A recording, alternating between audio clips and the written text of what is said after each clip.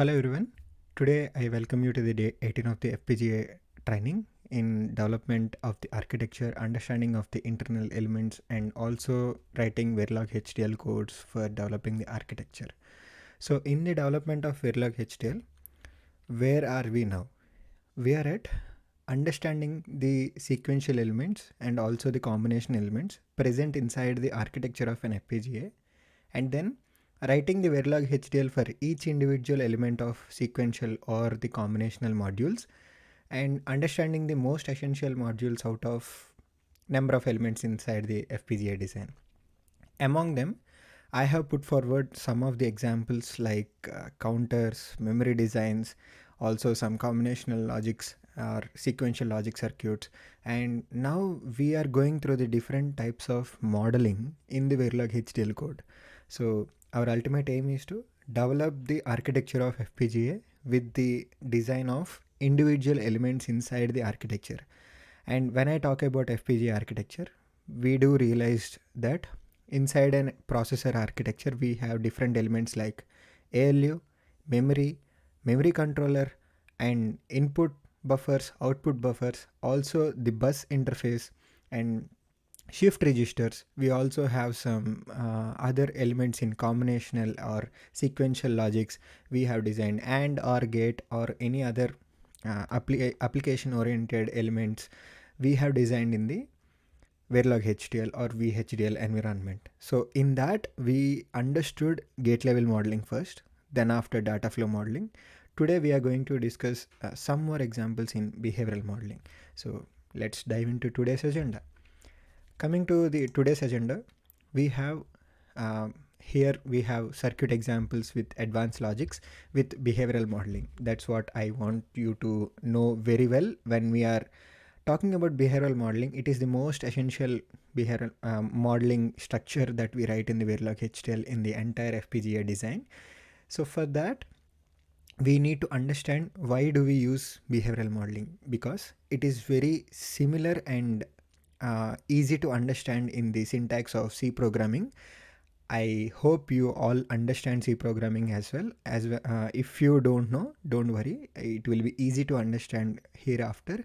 But that would be beneficial if someone knows C programming. And second agenda is to some essential devices are put forward for you to make you understand the combinational logic circuits examples as well. In the combinational logics, we do realize that we have multiplexers in combinational logics. Also, we have encoders and decoders at the input output transitions of the data. So what are these combinational elements again? Those are like configurable logic blocks which are predefined. Multiplexer is a predefined design, but we use it for 4 input and 1 output data in terms of 4 by 1 multiplexer. Likewise, we can use 8 by 1 multiplexer, 16 by 1 multiplexer, and implementations of 8 by 1 multiplexer with 2 4 by 1 and 1 2 by 1. We have seen that earlier designs as well. In the architecture, in tomorrow's class or in some of the sessions, I would like to bring back some of the memories in the design and also some of the logic circuits in the design, such that you will be understanding where are we using multiplexers, where are we using combinational elements, other combinational elements, encoders or decoders, and where are we using sequential elements like flip-flops or the shift registers or the clock and reset enabled memories. So that is the difference of elements present in the FPGA design. But in whole, we have designed a processor called microblaze. In that architecture, you have seen output address buffer or input microcontroller or memory controller, or the processor design has ALU in it, and also some BRAM block RAMs we have designed them. All these are automated, and design connections were also automated, and we have generated Verilog HDL or VHDL from the architecture of the design using IP integrator. So there are different methodologies in developing FPGA architecture. If your design is very complicated, or if your design is very simple like AND gate or OR gate or ALU application, just ALU application through FPGA, it's a very basic thing. It's a one task application. But when you take FPGA into a into a bigger machine when you compare it with complex circuit designs, then your FPGA needs a few hundreds of lines of Verilog HDL script to describe each and every hardware element inside the FPGA, uh, like processor. With the processor, you should be attaching the buttons, LEDs, sensors, UART interface, and some of the ports, or when you are attaching displays like LCD displays, or if you are connecting some of the pins through the sensors. So these are all hardware or peripherals on the FPGA board. Think of a motherboard in any PC or in any laptop. I hope you have seen that motherboard structure. So when we take an FPGA and turn it into a motherboard, single chip motherboard, system on chip motherboard, or make it as a Raspberry Pi, you can make FPGA into a microprocessor and use it for Internet of Things, or use it for some AI ML projects. You can make a vending machine as well from the FPGA very basically. And as today I have discussed random number generation, so in that sense you can do lot many things. For that you need certain group of peripherals attached to the processor. That processor is nothing but central processing unit chip that we are designing now. That chip design is nothing but FPGA chip design through Verilog HDL hardware description. This is what we have learned so far, and now we are learning the language of Verilog HDL and the syntax out of it for different elements with an examples to understand the Verilog HDL, to develop the hardware architecture of the chip. That's what our aim is. So I'm just recollecting all these memories. So let's get into the today's class, and that starts with combinational logic circuits examples. And what are the combinational logic elements again? Uh, those elements which do not consider the clock and which have enable signal for using or utilizing that element in particular data transmission, um, is the architecture of that combinational logic circuit. You will be better understanding with the codes. For example, let us take 8x1 multiplexer. Now in this 8x1 multiplexer, we can see this is the implementation of 8x1 multiplexer with two 4x1 and one 2x1 multiplexer. You can see the architecture.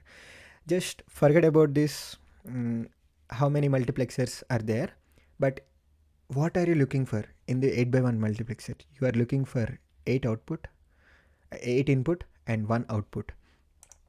So let me take this pencil, and you are looking for 8 inputs and 1 output. So we have 8 inputs and 1 output. And what do we need? We need selection inputs in the same way by implementation of two 4x1 multiplexers. So here we can use, for example, this is an implementation by using two 4x1 multiplexers and one 2x1 multiplexer. Hence we are instantiating, as we have done in the previous codes as well. Instantiation is a step where you are collecting the modules from the previous defined modules and you are using in the higher architecture. So in this hierarchy, in 8x1, you are using two 4x1s and one 2x1. So all these are combinedly used in one 8x1. So in this hierarchy of the design, this is the top level design. In the internal design, you have three elements. We have discussed top down or bottom up design approaches. So this is like hierarchy of the design. We are designing the bottom up. We have designed predefined 4x1 multiplexer and 2x1 multiplexer in the earlier sessions as well. So that is the reason I have took those examples or those Verilog HDL modules and then instantiated with a label name. How do we instantiate? We take the module name written in the previous Verilog HDL module. For example, we have a Verilog HDL module of module 4x1, 4 underscore 1 is the name, module 4 underscore name, but inputs are different, output is different. These are the inputs and this is the output. So hence I'm using these two 4x1 multiplexer codes without rewriting them in the entire code. It will be very long, right? So what I am doing, I have written them earlier in the FPGA design as well. So those will be separate files. One file will be of 8x1 multiplexer .vhd or .v. Likewise, I will be having 4x1 .v of two modules, and into two I have two 4x1 multiplexer modules and one 2x1 Verilog file. And now I'm using three Verilog files. This is the first Verilog file, this is the second Verilog file, and this is the third Verilog file. I'm using three Verilog files, Verilog modules, and now this is one multiplexer. Let us say this multiplexer second number is here, this multiplexer, and this is the first Verilog code, and this is the third Verilog code. How do I make connections? I'm writing inputs and outputs in the same way. See, inputs till the S0, S1 and S2. For 8x1 multiplexer, I'm repeating guys. How do we mention it? It is 2 power 3 inputs. 2 power 3 inputs, right? So what is n here? N is equal to 3. Hence we have 3 selection inputs. Don't get confused guys. Selection inputs are different from normal inputs. Selection I/P's. So selection inputs are nothing but S0, S1 and S2. For the 4x1 multiplexer, let us say we have two inputs. How do we get two inputs? In the same manner, we have 4x1 multiplexer. How many inputs we have? 4 inputs we have. Okay. From this, let me ask you a question. How many selection inputs I will get? It is 2 power 2. Write it. So when it is 2 power 2, if the number of inputs is equal to 2 power n in the similar way, then n is nothing but number of selection inputs. Hence here n is equal to 2. For a 4x1 multiplexer, mux 4x1 multiplexer, we have 2 selection inputs. This is how the design is made for combinational logic circuits. Understand guys? So don't get over confused. We are developing the architecture. We are not writing any loop oriented code or any other thing. Just we are describing the hardware. How we are describing? Let me erase everything, and or let me take another color. So now we want a multiplexer with 8x1 multiplexer. Remember this. What are we doing?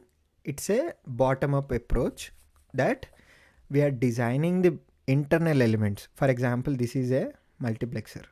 Entire blue is a multiplexer which we have implemented, and we have 8 inputs. Think of this blue line is a black box. Okay, you don't know the functionality yet, but you know 8 inputs are there and 1 output is there. That's what defines as 8x1 multiplexer. A black box can do anything. If you have 8 inputs and 1 output, it can be 8x1 decoder as well, or you can take as 8x3 decoder if you have 3 outputs. We don't know the functionality of this black box yet, but what are we asking for? We are asking for 8x1 multiplexer. Then we can design as 8 inputs. Write 8 inputs: A, B, C, D, E, F, G, H. There we got 8. And for 8 inputs, as I said, we have 3 selection inputs. Every time when you are thinking of multiplexer, you should think what are the inputs, what is the output, and what are the number of selection inputs. This is most required guys. Understand in this way. Multiplexers are the most essential combinational elements that you want to know and understand, even remember in the design of FPGA. So take this take those notes. And now second part, this is the first part, and there is a syntax error here. Don't make this kind of syntax errors. It is small m. It's a typo, but it's a small m. Wherever you write Verilog HDL, it is case sensitive. But VHDL, it is not case sensitive. It is case insensitive. Like it doesn't bother about whether you have capitals or smalls in VHDL. But in Verilog, now we are learning Verilog HDL. There is a huge difference between VHDL and Verilog HDL. In Verilog HDL, you need to understand that it is case sensitive. Then small m module, let me correct here itself. It's an auto correction. Okay. So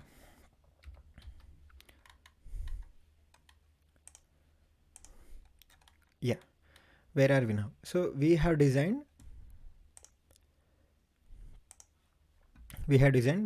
first we have declared the module number. This is the first step, and second step is input and outputs. What are the inputs and what is the output? Just understand, I have written nothing new. It's a repeat process when we are writing behavioral modeling. And third one is registers and wires.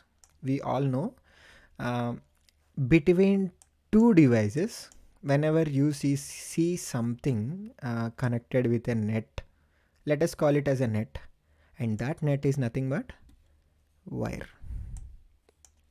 between two modules. Any module, sequential module, combinational module, any module, you see two wires, one net. That net is nothing but wire. You can declare it as wire. And then register Y. And also, in the deeper sense, what are we calling them? Let us take 4x1 multiplexer. Think of this wire till here. What is Y1 here for this 4x1 multiplexer? Some of you might think right, it is register, because it is output. It is purely output for 4x1 multiplexer. Think of this 4x1 multiplexer till here. It have two selection inputs, A, B, C, D are the normal inputs, and one output as Y1. And for that Y1, we named it as output, and it is register. As you can see, Y1 is register. For 4x1 multiplexer, which has inputs A, B, C, D, and two selection inputs S0 and S1, and Y1 is the output. Y1 is the output, and that output is nothing but register. Also, we have two selection inputs. For that multiplexer, we have assigned a single variable called S, one wire. This can be of one wire. Think of it as a one wire with a concatenation. For that, we have made easy for the sense S1 and S0, always at the rate of S0 and S1. Case S is nothing but whatever the values here that are represented with the cases. Understand how will you write case statements. Case statements are written in this way with this syntax that were explained in the previous classes. Go through the recordings in the previous classes as well. So default Y1 is equal to 0, AND case, and module. This is how each multiplexer is defined. In the same similar way, you can copy this thing and made another multiplexer with different inputs and outputs. Don't forget to change the values. So here you need to change the values with EF and GH. Okay, that is how you should avoid the syntax errors. So whether you have checked these are smaller things, okay. Check if you have this case statement that is selected for all the outputs. So when it is 1 0, selection G, input G is selected, and when it is 1 1, input H is selected. So this way you will be seeing all the possible 4x1 multiplexers that are used inside the 8x1 multiplexer in the top level design. Understood? Now this is 8 by 1, and now consider each module as one device inside an 8 by 1 connected internally. So hence these are connected inside the 8 by 1. This is what bottom up approach is called as. We are designing them first and then using them here in the instantiation with the labels. Labels usually in the initial designs we have instantiated with UUT1 or design under test in the test bench that we have written in this way. Okay, so don't get confused. This is the instantiation format. But again, in the instantiation, please do remember this order of input and outputs should be valid with the input and outputs written here. And what is the syntax error here? It is semicolon. After you declare module, you need to mention some semicolons here. Why I am making these corrections in the session, right? Because many of you were writing the Verilog HDL code from learning these examples and all, but some similar and simple mistakes in the beginning of your development, in the beginning of the learning, is like syntax errors. And at the end of simulation you will be finding group of errors, but if you solve one of the syntax error, then you can easily clear bunch of errors, like 4 to 5 errors related to one simple syntax error. So that is the reason I am making. So here you can see this is the correct syntax here in this. And now for the 2 by 1 multiplexer, we can write a simple Verilog HDL code in the sense, first declare module input and output, assign the values of output with the simple selection line. There is one selection line. How do we get the selection line? We can use ternary operator. That will be very useful. So this is the ternary operator, like this is the ternary operator, like condition. This is one of the condition, A, B and C. If A is 1, then then A is equal to B, or else if A is equal to 0, then select C. In some conditions you can also take it as 0 as false. If A is false, if A statement, like A statement, if A is A less than or D, A less than D, if some condition is there, if it is true, then whatever the value you get, y is equal to B or y is equal to C. That is what the meaning is. If S2 is equal to 1, then y is equal to y2 for the condition of 1. If S2 is equal to 0, go to the y1 and then y1 is equal to y. Okay. So this is how you can write the 2 by 1 multiplexer anywhere. You can use the same similar code structures whenever you are developing each individual module of your FPGA design. Nowadays it is a bit more automated. You don't need to design all these fundamental elements, but this is a best practice to learn Verilog HDL from the scratch, from the very basic level. So coming to the next thing, you can see this is the example of 3 by 8 decoder. Another classic element of the combinational logic circuit, 3 by 8 decoder. We have 3 inputs, 4 outputs. In this, whatever the inputs are designed, based on the input values, you are selected with the output. For example, if your inputs are zeros and enable should be 1, then your output y0, whatever the y0 value is there, that value is selected. This one represents the selection, like this one represents the data of the y0 array. So how it is taken in the consideration, so that y0 is nothing but This is the data in the output y. So y has this data. So that is what we have written. If a is equal to 0 and 0 0 0, like a is equal to a0, a1 and a2, we didn't represent as assign, like assign a is equal to a2, a1 and a0.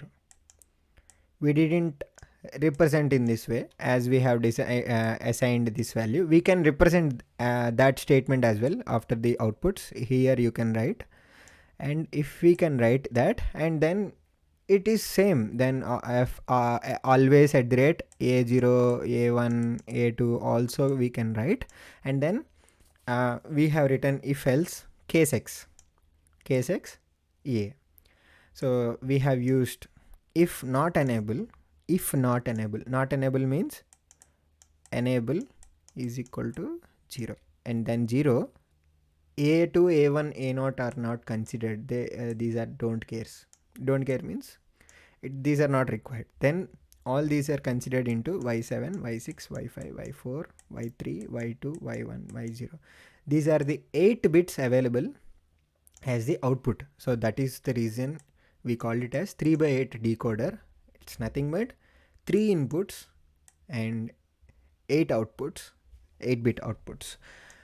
That 8-bit outputs we have 8 outputs. So like 8 byte single outputs. So each one has each output stage has 1 byte of memory, 1 byte with 1 bit high. So what are we considering? This is the basic architecture of 3x8 decoder. You no need to write assign value when we are writing case x thing. And in the case x, a is considered as 3-bit. Internally it is a 3-bit input wires, 3-bit input wires. This combinedly called as a. You can also represent as a big arrow as a bus, and you can mention 3-bit and you can write a. That also means that it has 3-bit bus, and you can transfer a0, a1, a2 bits separately. And for those conditions, if you have 8 outputs and 3 input bits, then we have 8 selection points from 0 0 to 1 1 1. This 0 0 is nothing but 0 in the decimal value, and this 1 1 1 is nothing but 7. So it is 0 to 7. And we have values like 1, 2. This value you can call it as 8-bit binary 0 0 0 and 1. And for this selection it is y3, and this is y2, and this is y0, this is y1, this is y2, and hence it is y3. So whatever might be the input, for example it is 7, then selection number line 7 is enabled. So this is high here, connected to y7. Y7 selection in y7 output is selected, and data is gone to the y7. Okay, it is flown like this through y7. So that is the 3x8 decoder usage. We never know if we have 2 memory registers and simultaneously sending one memory register to A1 and one is to A0, and if you have selected some random 4 value, if the input is 4, so and it is also enable, then it will be, the data will be sent through A1, data will be sent through A4, and A0 data will be sent through another value it is required, like 6, it can go through the 6. That is the use of 3x8 decoders. Hence it's a very simple circuit but hard to understand. When you write the Verilog HDL in a structure wise, from part 1, part 2, part 3. Here I have declared output and register in this way. You can also write output and registers declared in the same line. This is the new way of representation for lesser number of lines. So you have declared output y and also declared it is a register. In the same line you can represent in the same way, rather representing in the separate lines. Whichever way suits you, you can choose that. And always at the rate of begin. Begin, why do we write begin and end here? So this begin and end are written here because we have more than one statement. So one statement is if and another statement is else, and we have several statements after this else. So then we can write case x. For the case x, we don't need to mention begin and end. We can write case x and then end case. This is the syntax of case x. We need to end with the end case, before that default as well. What is the default value? Default value is always 0 for the 3x8 decoder. Usually for any other thing you can write 0. B represents the binary, 8 is the size of this, and we have 8 bits as well. Okay, then this begin and end has been done. This process is done. That process is the step 4, and this is the step 5, which is internally related to the step 1. Okay, this is how organize your Verilog HDL skills in writing the modules. I may be stopping this kind of explanation in the part-wise explanations, but you will get used to this. So let us move on to the next type of 2x4 decoder with individual 3x8, and module 3x8 decoder can be implemented by using two 2x4 decoders. Likewise, we have written one 8x1 multiplexer. Inside it we have two 4x1 multiplexers and one 2x1 multiplexer. In the same way, now we are approaching to the 3x8 decoder with implementation of two 2x4 decoders. What do we require? We require 2x4 decoder value, Verilog HDL code, and then using it into the implementation of the architecture. So 3x8 decoder is represented in this way. 3x8 decoder is represented in this way with the 2x4. Okay, so combinedly called as this entire thing is combinedly called as 3x8. So to remove the confusion, I am changing the names of it. Now let us mention 2x4 and another 2x4. Okay, now I can also make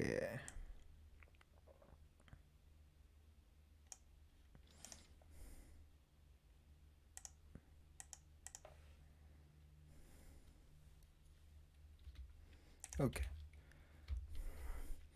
now I can make these two 2x4 modules connected internally with a one negative enable and one positive enable, using it for the selection lines. So then we can combinedly connect them into one bigger 3x8 decoder. Instead of writing this number of lines individually for separate thing, I have used one 2x4 decoder Verilog HDL code and used it for the instantiation purposes in the bigger 3x8 module. And understand how did I make it? I have made it with the simple inputs. The inputs are same, A0, A1 are the same, and the selection, the A2, the third input is given to the enable pin. Whatever the A2 is given, that is also considered for the data selection. So for that one A2, I mean if A2 is equal to 1 and here the value is 0 and the value is 1 here, and let us take A1 as 0 and A0 as 1. for example, A0, A1 and A2 we are writing, and A2 is now for this 2x4 2x4 decoder I am writing. What is the value of A0? It is 1, A1 is 0 and A2 is also 0. What is the output that I am selecting now? For the 100, for the 100 I am selecting the Y2. I mean 100 I am selecting enable 1 is nothing but A2. 100 I am selecting which one? Y1. So for 100 I am selecting Y1. In that way we choose the decoders. So that entire 3-byte decoder will be working with the truth table on the basis of A2. I mean this enable is nothing but A2, or we can have that another enable, negation of the enable, not enable something, not A0. So for that this not buffer is nothing but whatever value you give, that will be oppositely taken into this 2x4 decoder and same taken into the 2x4 decoder. And the selections, output selections are based on the truth table here. Okay, so things apart, this is how you instantiate them with the decoder module name. This should be same as this, and the inputs are written in the same way. That is one of the syntax mistakes that you will be making in the test bench or in the instantiation in the Verilog HDL design file as well. But don't make this mistake. It is based on the positional of the input and outputs representation in the labels. And for that, in the decoder 2x4 decoder label 2, that label 2 is nothing but it is labeled as 2 and it is labeled as 1. To make the EDA tools understand between the decoders or the multiplexers, we are making this arrangement of labeling. So for instantiation, you always need to write module name 1 and label it and mention the input outputs in this way. Remember this instantiation method and write down the inputs and outputs here, and output is 4-bit for each this thing.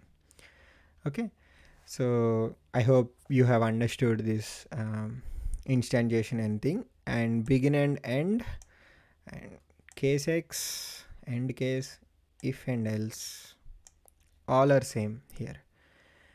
So if enable, then case X, else y is equal to 0. This is for 2x4 decoder, same as well for the next 2x4 decoder as well, but with the enable high or enable high or enable low or enable low or enable low or enable high, whatever the value you get in the A2. If A2 is equal to 0, you will get this enable high and enable low as well. This is directly connected.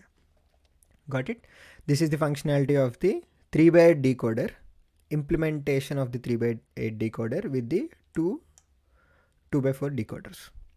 Okay, now come to the encoder. What is encoder? Just reverse circuit operations of the decoder. It's nothing but whatever the inputs you get, that inputs are mixed up and sent through one of the simple output. The same operation, encoder has many inputs and less outputs, and decoder has less inputs and many outputs. How this is well understood? By connecting them. See, 1 bit of data, 1 byte or 1 kilobyte, whatever the data comes here in the A2, that is sent through one of the outputs. But here, whatever the outputs you get, that is again selected combinedly and sent through one single output connected. This A2 can be connected to one of the memory, and this A1 and A0 can be connected to one of the ALUs. You never know. And these ALU and memory are connected again to transmission of the data at the output buffer. We don't know the architecture yet, but how these encoders are selected, this all inputs are combined and split among the output, which output to be selected. In the decoder it is reverse operation. Okay, let us understand the Verilog HDL of encoder. First you mention how many inputs, name of the encoder, module name, and input and output. First inputs are declared and outputs are declared. Input we have declared as 8-bit input.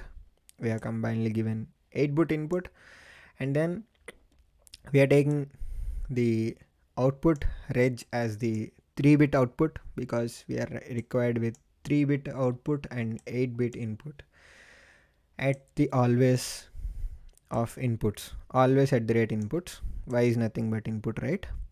Don't get confused. Y is always output and A is always input. No, we don't mention it like that. We can reverse it and any point of the time in the architecture, and then begin the process after the always.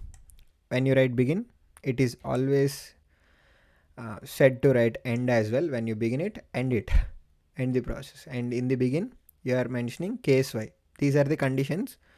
If you have this input of all zeros and 1 like shown in this figure, all zeros and 1, then you will be having A2, A1 and A0. That selection is nothing but output will be split into 3 zeros, so that A is selected as A0. Got it? And remaining, these all are selected based on the inputs. For this 7, it is selected in the data line, so Y7. This is 7th and this is 0th selection. So I hope you have understood, and no enable pin is required. This is how you write the Verilog HDL code. Now let us come to the sequential logic circuit examples. Here we have toggle flip-flop, and this is an additional things. This entire session will be on the discussion of additional circuits which are mostly used or mostly not used in the design. They are predefined in the designs. So we have up down counter, master slave JK flip-flop, and toggle flip-flop. Just to understand this, how this architecture is designed and how this is functionally operated, and what are the internal connections, and how do we write the Verilog HDL with this thing. So come to the what I can say. Okay, so come to the design of toggle flip-flop. In the toggle flip-flop you can have a module. Let me make this very clear. Okay, now I think it is way more clear. When you go to the toggle flip-flop, you can see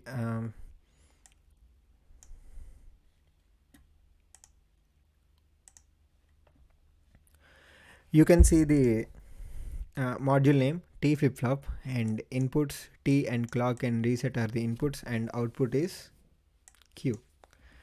Negage clock, this is nothing but this is represented at the negage of the clock. If this circle is not there, then that physical representation is nothing but normal positive edge of the clock, but we are considering at the negage of the clock. Then toggle input, whatever the T input is there, that input is followed through the output. Simple application, simple representation of it. And then you have to mention input and outputs as well as the second part of the Verilog HDL module, and begin the always block at negative edge of the clock. T flip-flop at the negative edge of the clock. And what are we looking for? We are looking for begin the process and end it. Why? Because we are mentioning more than two statements, more than two statements in the inside always block. These are the procedural blocks. In the procedural blocks, if we are mentioning with two different statements, two or more, one or more statements, we need to mention begin and end. In the begin and end, we have to write what is the output and what is the output at different conditions. For example, if reset is enabled, if reset, always mention for any sequential circuit, if reset, when reset is equal to 1, entire circuit's value will be at ideal state, that is at 0 state. Imagine that is at initial position, that is 0, that we need to mention. So output will also be at 0. Hence we have assign, this is an assign operator. We have assigned output as 1 bit 0. Done. Once if it is reset, okay, when you clicked on reset, Q should be 0. Not only this sequential element, when this sequential element is connected with bunch of other sequential elements, your entire FPGA will be at reset, so no value will be drawn or transition between any other elements, so that 0. Else if the reset is not clicked or if it is not reset, then we have two conditions. One is Q will follow the not Q, and Q, or else if Q is equal to not Q, else Q will be same as Q, it will be at ideal state. So for example, if it is not reset, right, Q, whatever the not Q value is there, that will be assigned to the Q output, and you can see this inverted output is nothing but Q bar, and this can be Q. Okay, that output. So this is how toggle flip-flop works. Let us take a consideration of clock. You have a clock signal at negative edge of the clock. For this negative edge of the clock, whatever the value is there, then Q is equal to 0. Now it should turn into at this position, at this neg edge of the clock. I'll mention with the green ink. At neg edge of the clock, what happens? T value will be changing according to the Q is equal to not Q. Q is equal to 0, right here. Now it will be not Q. What is the value here? 1, until the next clock edge of the cycle. Remember guys, for every next clock edge, the value will be changing. Now Q bar is equal to 1. This Q bar is equal to 1, right? Now this Q bar will be sent through Q again. What is the Q new value at the next state? This is the 1. So initially it is 0. Now it is 1. Again this 1 will be sent through Q naught, and it will again give it as 0. That is what this 0 is occurring. For every clock edge of the cycle,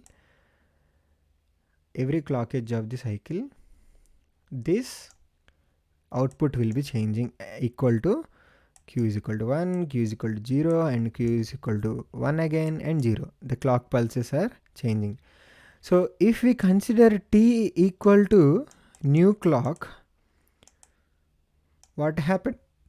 For this entire period and for this next period, if it is period 1 and if it is period 2, I'll simply explain what is the application of T flip-flop. Nothing but if T is equal to CL2, and for this CL2, what is the clock? Let us consider this is the time period now. New time period P3 of the clock. So it is 0 and it is 1, and then again the clock period changes to 0. That is the usual case, right? Now what happened? Actually what happened was two clock periods are combined together to make one clock period. So I made a mistake here. It is not this, and notice whatever the clock here T is there, that is the T. Okay. This is the new clock. What is the clock here? Okay. So T is equal to CLK clock 2. It is clock 2 now. Now consider the clock with the time period as this. So this is clock 1, right? So what happened? It has combined two clocks. If we consider this as the separation, this is clock period 1 and this is clock period 2. So what happened? This is combined into two. Single clock, and this is P3. P3 is nothing but entire clock period. If this is entire clock period is P initially, now P3 is equal to P by 2. What happened? T flip-flop is making a division of clock by 2. It can also make into division clock by 3 as well. Based on the application, it can make up to division by 4, 6, whatever you think of. All these 3 clock pulses can be one bigger clock. So that is the major application. Like clock divider is the application for T flip-flop. If somebody asks you in the interview, and why do we use T flip-flop? In the initial stage at the clock pulse generation, we can embed one T flip-flop and we can divide the clock. So that is the major application. So whenever I say an element in the digital circuit, think of what is the application. I'm giving a basic application here. And in the interview preparations, I would like to give you some more examples of each individual element. It's a bigger topic in the digital circuits. One should be very familiar with the digital circuits fundamentals. These are the fundamentals. This is an additional session, advanced learning.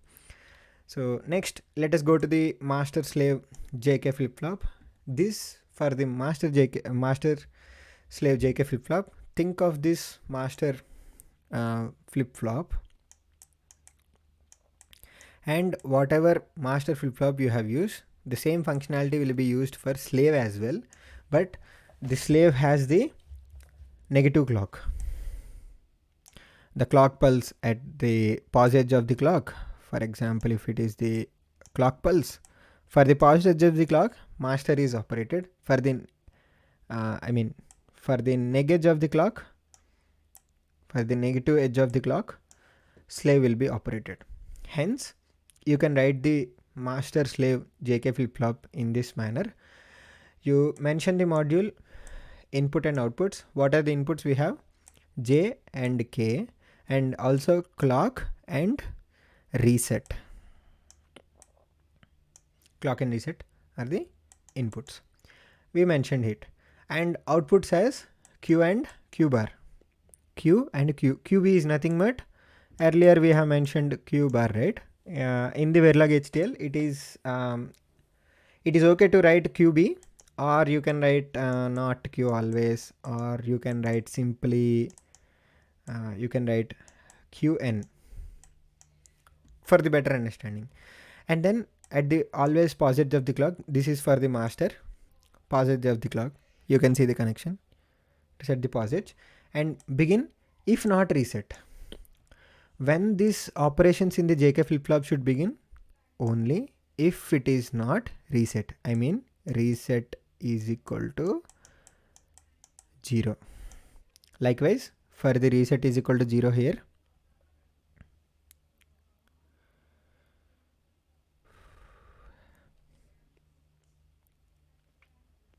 Okay. For the reset is equal to reset is equal to 0, then there are no 0 values or initial values. Then you can write case statements as case J and K. Those are the inputs, right? Based on the inputs, if 0 0, then Q is equal to, at the ideal state, the Q value, whatever value sits here, if it is 0, then Q value will be 0 and QB is equal to QB. That is the first condition. And for the two inputs, whenever the two inputs means we can mention cases as 0 1, 1 0 and 1 1. And if we have three inputs as 0 0 0 and 0 0 1, 0 1 0, 0 1 1, 1 0 0, 1 0 1, 1 1 0 and 1 1 1. So this is not relevant here, but why am I explaining again? 2 inputs, 3 inputs. 3 inputs and 4 inputs is nothing but 0 0 0 0. So you can write from 0 0 1, like 0 1 till F you can write up to 1 1 1, right? Okay, so for the case when you have two inputs as concatenated in the same order like J and K, you can have 0 0. And for the 0 and 1, what it should do? As I have mentioned earlier, when you are writing two statements, you need to mention begin and end at all the times. So if it is 2-bit binary 0 0 colon syntax colon, for these two zeros, begin, Q will be at the Q state, present state, and Q bar will be Q bar at the present state. Then if it is 0 1, what is the value? If it is J is equal to 0 and K is equal to 1, what is the value? The value is, let me erase few of this. Okay, let me erase the few of these. So when it is 0 and 1, Q will be binary 0 and Q bar will be 1 bit 1. Why? Because there is no special rule for Q bar. Q bar is nothing but negation of the Q.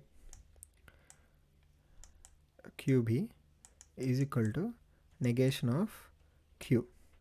Negation, this symbol. This is the symbol of negation. So negation Q. QB is nothing but negation of Q. Hence it is 1 bit 1, 1 bit 0. And 2-bit binary 1 0 will be called as begin, Q is equal to 1 bit 1 and Q bar is 1 bit 0. Whatever the value of Q, that is oppositely taken here. And for the Q value here, for the 1 1, if it is 1, I mean J is equal to 1 and K is equal to 1. So set and reset are also there. For that you can say Q will be not Q, Q bar will be not Q bar. Like those are same, but now those are reversed. Hence these are the conditions you should be remembering when you are making the master JK flip-flop, master and slave JK flip-flop. Why? Because this is how master and slave will be operated. And end the case, else begin. If not reset, right? Else means here reset is enable. So reset is equal to 1. Then Q is equal to 1 bit binary 0. And QB is equal to 1 bit binary Z. Z is nothing but open circuit. So this will be broken. This will be broken as well. So don't, Z is nothing but high impedance, as I have said, open circuit.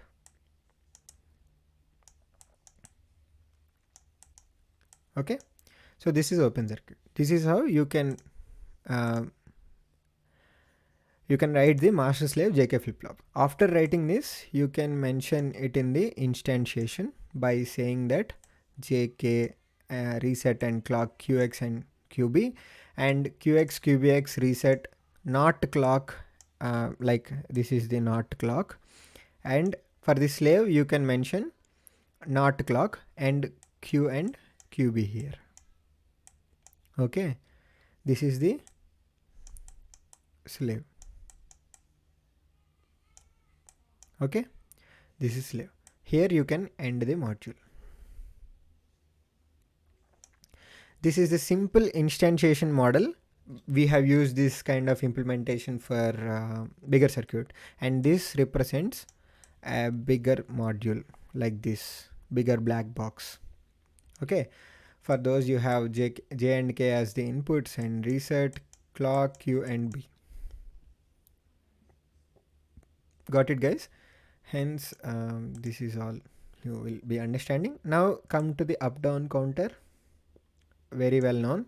Either you increment the value uh, to the top to bottom, or from the bottom to top you can decrement. For example, if bottom you have 15th value and you can 0, you can go with 15, 14, 13, 12, 11. This is the decrement. Where do we use up down counter? We usually use them at address generations, like some random locations for address bar. Then it is for um, mostly for random counting of the bits for the data transmission. When you transmit the data from one location to another, or from one memory location to another memory location, then if you are attaching some up down counter, this up down counter will generate one address location. In the coming lectures you can see it. And this is the Verilog HDL code, where you can mention the module up down counter, clock and reset, up down count. What are the inputs? Inputs is nothing but clock, reset and up down. Output ports and their size are mentioned here, and internal variable, so 3 dot comma 0 count is equal to 0. You can mention registers, what are the registers available, and for every passage of the clock or passage of the reset, your procedural block will be begin. And if reset is equal to 1 in the initial stage, count will be at 0.0. And for that up down, if up down is equal to 1, I mean up to down, increment. If up is 0, down is 15, and you have to write for 0, 1, 2, 3. I mean in the binary you can mention as 0, 0, 0, 0, 0, 0, 0, 1. So it will be incremented by 1, this increment counter. And here the value decrements, else. It is about if and else loops. If you can understand this if and else, and in the else you can also write if and else, and in the else this if else and this if else, and in the else you can write if else if count is equal to 0. If initially the count is equal to 0, then you can mention count initially as 15, and else count is equal to decremented. You need to mention them at the output. So for the output, count is equal to 0, it's a 4-bit, then you can decrement the counter. Okay, this is the solid example of up down counter. Okay, so what about the clock divider? This is another example, as we have mentioned in the T flip-flop. This is an example of clock divider. And for the master slave, input JK, clock reset, output Q and QB, and master label 1, label 2. This is the solid example of instantiation. In the same way, clock divider is nothing but, in the industrial applications, boards contain crystal oscillator for clock generation. For example, if you take an FPGA board and you have some pulse generator or crystal oscillator, and for that crystal oscillator you can take as the clock generation. From here you can take the clock generation, and we can set the frequency of operation to the desired frequency for the entire sequential elements or the entire FPGA chip. We need to mention what is the frequency of operation we require. So that can be 50 megahertz and 100 megahertz, written in the same way. Or any other examples like 500 megahertz or 1 gigahertz,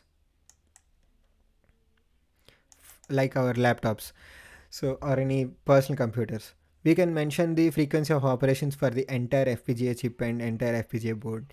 For that we require a clock generation, and this clock can be divided into some set of clocks individually, some separate clocks, like 2 clock pulses divided and combined into 1 clock pulse, like we have understood for T flip-flop.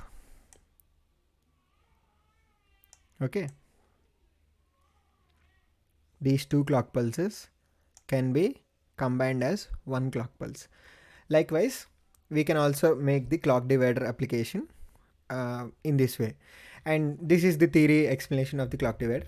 But in the internal circuit, we need to split this clock into smaller frequencies circuits. For example, we don't require 500 megahertz for all the clock elements. We can take 500 into 150, 3 150s and 150 megahertz clock.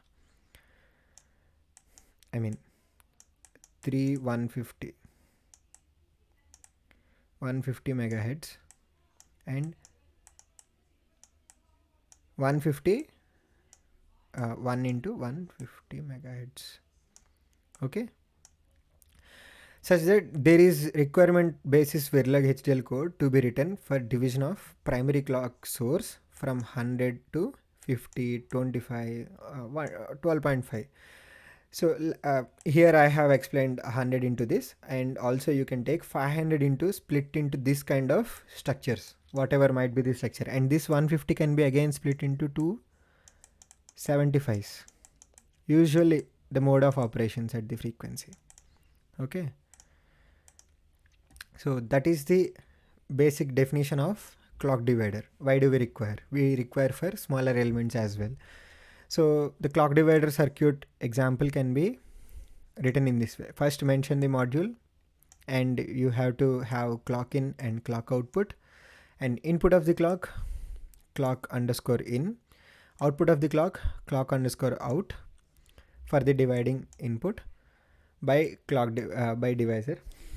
Hence it is a basic multiplication. I mean, this is a basic operation of the divisor. Why do we require divisor as a parameter? Because we are using this divider to divide the clock whatever you get the clock.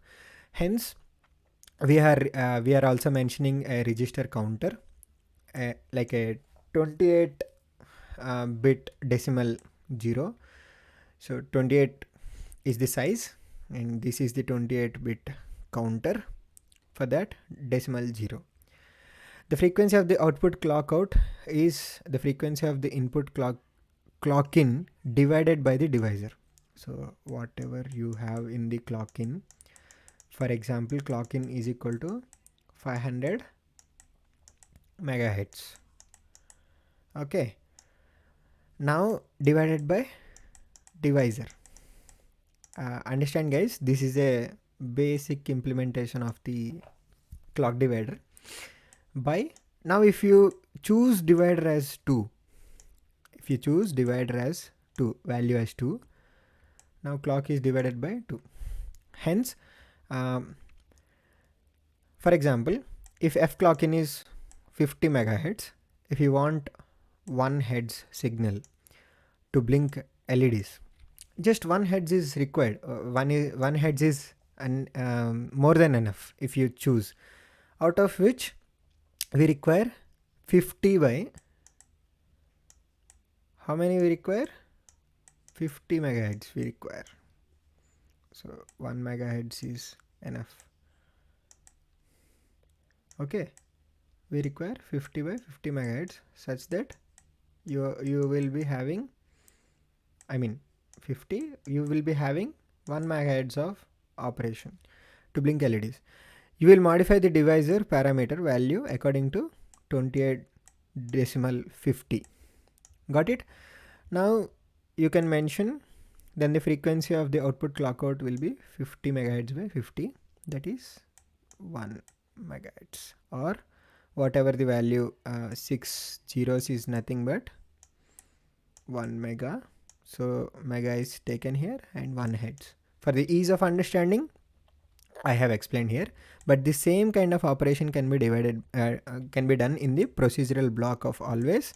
So when you begin, end it, and begin at the counter equal to counter plus decimal 1, that is the increment value, and if counter greater than or equal to divisor minus 1, then counter is nothing but whatever the value is there in the 0, that is the counter value, assignment character, and clock out is nothing but counter divisor by 2, and if this condition is checked out by 2, if this is checked out, if this is true, then the clock out will be 1, and if it is not true, clock out will be 0. This is the understanding and explanation of this entire Verilog HDL module code. Okay. Do not get confused while you are understanding in a sequence way. We are required of clock divider circuit. Okay. Then come to the example of memory, module memory. We have understood so far modules like decoder, encoder, multiplexers, and now we are moving into the memory after the clock divider circuit. In the memory, you can see module memory. What are the inputs we have for a memory register? Let us understand the architecture of the memory. In the memory register, we have a temporary data register to write the process and read the process. In the memories, we use for write and read process. What are the application and usage of memory? For writing and reading of the process. Reading from the memory, writing to the memory. Think of this memory as a some floppy disk or some white paper, and in the white paper you have few lines of thing and you are writing some sentences on the paper, and the data is stored in form of sentences. Here the data is stored in terms of registers. Registers is nothing but in terms of number of bits. As I said, memory is nothing but a matrix of width and depth. You will get to know the deeper understanding of this memory in the coming lectures as well. Don't get confused. This is a basic understanding of memory. For this, we need to write process and read process. And write, read are the two input enable signals, write command and read command signals, and data input, the data, whatever information you want to give, that will be sent through the data in bus, and that can be stored here based on the address location. Whatever the address location you give, that address location can be stored. Okay, so this is 001, and you can mention as 1.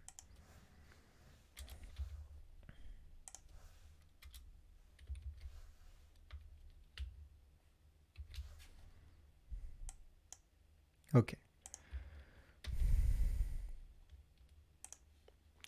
Now you can mention it as 0001. This is the location. This is the address location that you can mention here. And why do we require 5 bus? Because in the 2 power 5 number of bits, 5 is nothing but number of bits. Imagine address is a array of 5-bit element. Now 5-bit element. If your address is 0, 0, 0, 0, 1, then that address is stored into this location. I mean that data, that what data comes in, that data is sent through FFEEE. That is the data stored in here. Some random data, some random information. My information is FF, F and E. Okay, so this data is sent through this location. And how do we get the location? Location is gone through the address bar. So that is nothing but 2 power 5. So when we say 2 power 5 locations, how many number of locations? 2 power 5 is nothing but 32. So this is a 32 depth array, 32 bytes of data. I mean 32, we have 16 bits. 16 bits is nothing but 2 bytes, right?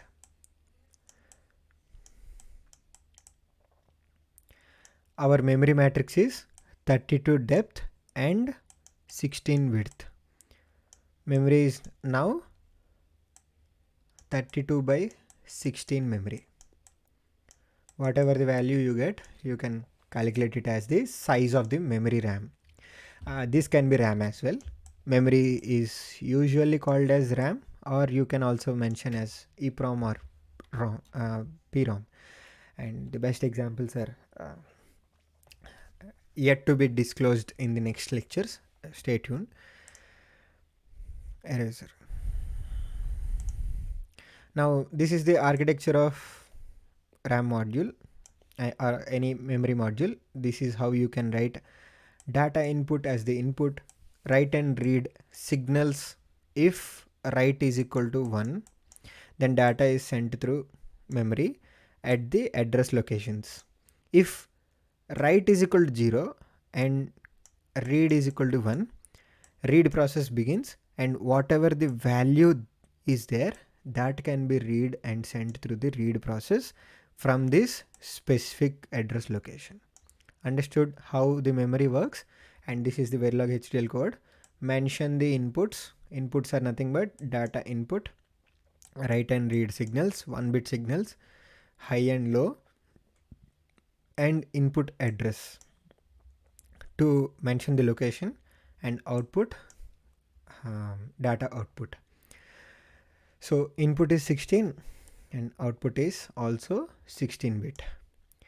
Then registers are 0 to registers are nothing but one, we have data register, another one we are mentioning this entire memory is bunch of registers. For example, this is reg 1, this is reg 2, and this is reg 3. So on we have reg 32. Okay, hence this represents the depth of the memory, and I will take another ink, and this represents the width of the each register. Let us call one register as array. So it is nothing but, memory is nothing but group of arrays stacked up in a sequence. Group of arrays. Array is nothing but one pile of register with number of bits, so on, bits, some bits of data. Now each array here has 16 bits of data. That is how memory is constructed. It's a matrix of arrays.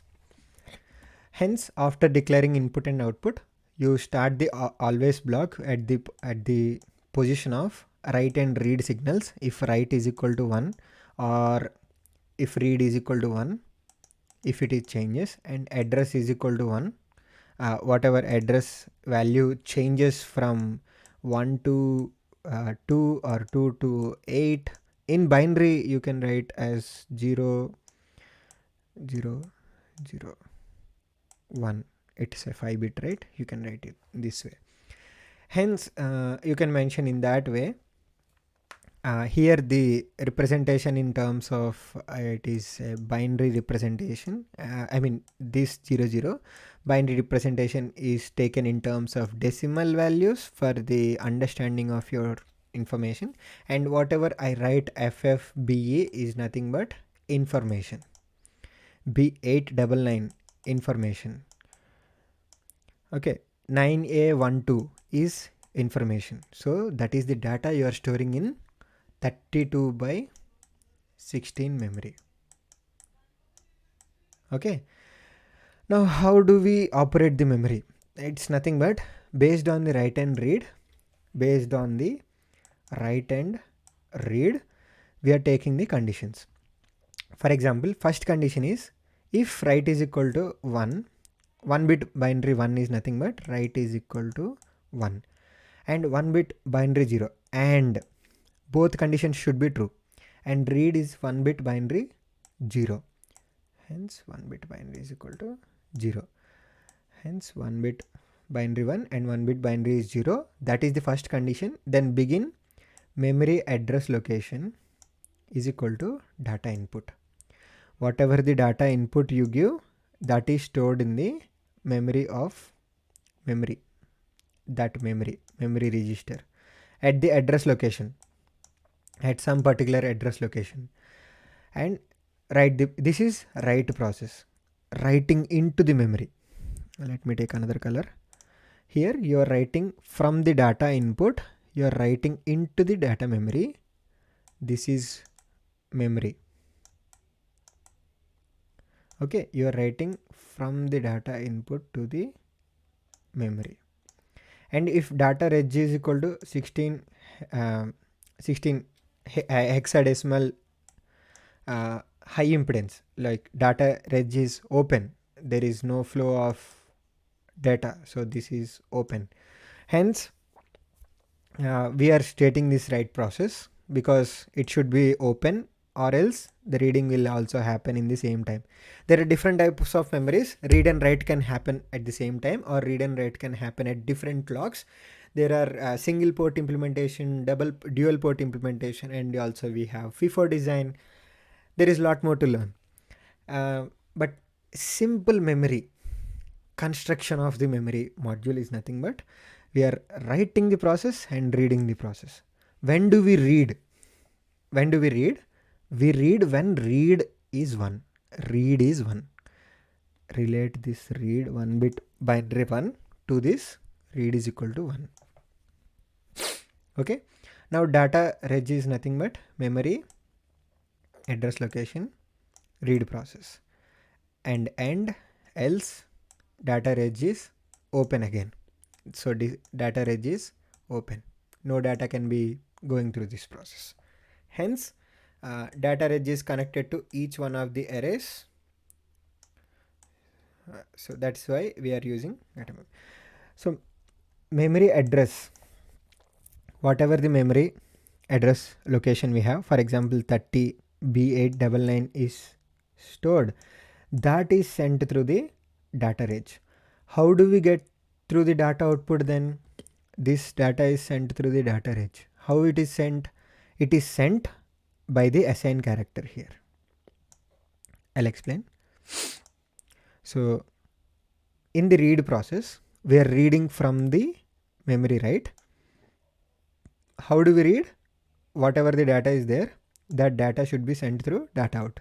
Now select this. Let us select one of the random data. This data should be sent through data out. How it is happening is, this data will be going to the data register, and from that data register we are getting through the data output. Why? Because for the in out or the this data out register with the memory this register, this kind of in out registers are usually not represented inside the always block. I have explained this in the yesterday's day 17 of the lecture as well. So for that kind of avoiding some rupture of data, we are making it in a sequence way of coming out of the data. So we are storing in a temporary variable. This data reg can be mentioned as temp as well. Sometimes it is mentioned as temp, simple temp. Here data reg can be written as temp. So some temporary cache memory, it will go to the temporary cache, and then from that temporary register it is connected to data output. At the end of the design, you are assigning whatever data is there, data reg, that will be sent to data output. Hence we get the data output if it is the read process. This is how the entire Verilog HDL structure of a memory looks like. Okay, so that is a added advantage. This is an advanced learning.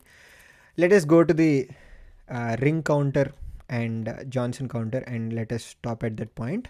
So ring counter applications are memory addressing and applied in the state machines in the finite state machine application, and digital signal processing. So, and also in the LED display control, a ring counter. For example, in the control of the LED display, if one LED is blinking, another LED can be off and then again blinking. You can make it in a loop. So for that loop, you need to give, when it is blinking, you need to give the value of 1. When it is not blinking, you need to give the value of 0, 1, 0. So ring counter does the simple task of giving 0, 1, 1, like 0, 1, 0, 1 in the loop for n number of times. If it is giving in a loop, whenever it gets 0 in the LED, whenever you see an LED here, it will be blinking with value input as 1 and it will be off in the value input of 0. Got it? So for that kind of basic applications, and in the communication systems, we can have a random number generation of the ring counter. It can generate the sequence of codes that they can be implemented in encoding and decoding process. You can implement this ring counter at the transmission point or the receiving end of the system, communication system. So go to the ring counter structure. This is the ring counter structure. The feedback of the output of the end bit can be given to the input of the first bit. If this is 1 and if it is the 0, and 0 will be sent through the first bit again. Now this 1 will be struck off and now the new value is 0, and this 1 will be sent through here in the second flip-flop. This is first, fourth. So these 1, 2, 3, 4 are nothing but individual bits. It carries one bit, and when 0 is sent through here, this 1 is striked off and this 1 will be sent already through these ports, and 1 here. What are we getting? This again 1 will be sent through here in the next clock cycle, and this 0 will be coming here, and the new output is 1 here and 0, and this 1 will be sent again through this input, and the value of 0 will be struck off and new 1 will be joining. So this is how value will be taken in a sequence lock. So now understand the architecture of this ring counter in the Verilog HDL module ring counter. Inputs and outputs are declared, and always at the rate of passage of the clock or the reset, passage of the reset. All the clocks are like this. Okay, for the passage of the clock or the passage of the reset. Okay, at that time begin the procedure with an end, and if reset is equal to 1, if reset is nothing but reset is equal to 1, the value of q will be getting from value at last point. Let us assign a value that is nothing but q will be 100.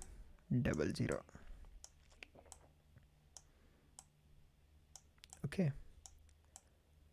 so if this q and q is taken, you can make a one value of entire q1. I mean, if it is q1, q2, q3, like q0, q1, if it is q2 and q3, these all 4 bits can be represented in one single queue. That is the register 4-bit meaning. And for that 4-bit, let us assign a value of 1 bit Q3. Selection of the Q3 is taken from this thing, and that can be sent through the first bit as well. And in the same way, else if reset is equal to 0, the values of this Q3 is sent through the Q0, again Q of 0, and this will be in loop. So this is a shifting process in this loop. Okay, so whatever value is there, this value is shifted here. It is shifted in this way. Else end the module and end module. This is the Verilog modeling of ring counter. Come to the modeling of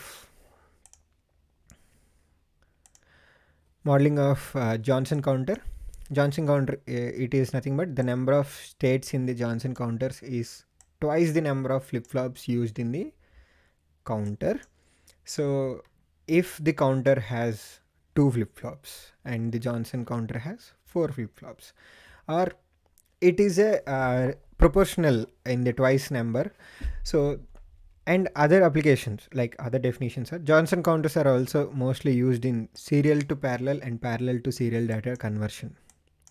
If you are giving parallel input, that data will be sent in a sequence, like in a serial. That is the meaning of parallel to serial data conversion. So 1 0 0 1 given in a random way. Now serial data, how it looks like 1 0 1 0 0 1. So that is sent in a sequence way.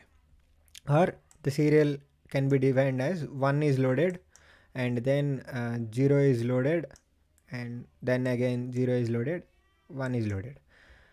Okay, so and again Johnson counter is used for pattern generations, like see some random generations of the data in the sequence. If it is given to the LED circuit, bunch of LEDs connected in a LED circuit, that gives some sequence, random sequence of LED blink and glow. And from frequency synthesis, if it is generating some set of value 1 0 0 1, if you decode this into binary value, some hexadecimal or decimal value, and that decimal value can be related to the frequency generation. Okay, and encoders, decoder and frequency division of the circuits. This is mostly used in these kind of circuits as well for the Johnson counter. Hence Johnson counter has more advantages than the ring counter. Take it this way, and Johnson counter can be seen in this way: Q3, Q2, Q1 and Q0, and this is the truth table behavioral of it, and it starts from the 4-bit binary 00 of the output and ends at the sequence. If Q3 is 1, Q0, I mean Q, it is 0, but not Q is 1, then the sequence follows in this way. So 1 is sent here and again another 1 is added, and if these 2 ones are shifted here, another 1 is added, and if these 3 are shifted here, another 1 is added, and likewise if these 4 are shifted again, you will have a one empty space as 0. So in the same way, these are right shifted and you will be getting 0 0 and 1 1 until you get the sequence as all zeros again. Here if you get all zeros, it starts from the again this counting process. That is how your sequence is generated. The major difference is here in the serial counter and the ring counter, the output is given as the feedback to the input. In the Johnson counter, the not Q is taken as the sequence generator and given as the input feedback to the first bit of the flip-flop. So hence not Q of the 0 concatenation and shifting in this process. Okay, and end module. Okay, so this is the today's example, and in a summary I want to explain. We have discussed about combinational and sequential logics as well. Go through the each individual architecture and behavioral of the each individual element. You will understand the Verilog modeling, and just remember the procedural block of each element and you will get used to it, and very familiar writings as well. Here and there a few differences in the procedural block, but else the structure is same in the Verilog. This is the skeleton of the Verilog HDL that you can write in this way. So this slash is nothing but comment. That is not Verilog code. This is the comment here. Okay, so I can.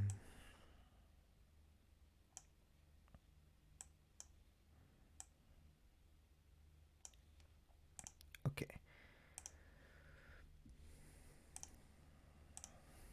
So you can see a single line of comment. This slashes is nothing but comment and end module. So this is the FPGA architecture. All the combinational and sequential elements are hidden inside this processor chip, and some memory elements. This is the memory element. This is nothing but 8 megabyte SD RAM, 512 kilobyte SRAM, static dynamic RAM, and static RAM. This is the oscillator. You can see this is the oscillator, pulse oscillator. You can generate the frequency there, and that generated frequency can be split, divided here with the Johnson counter or the T flip-flop, something. And push buttons, green LEDs, these are all peripherals for the FPGA. Just make a note of this. And this is the Cyclone 2 DA2 board, best example of FPGA architecture. And if you have any questions, just let me know, and thank you for being in this training. Thank you.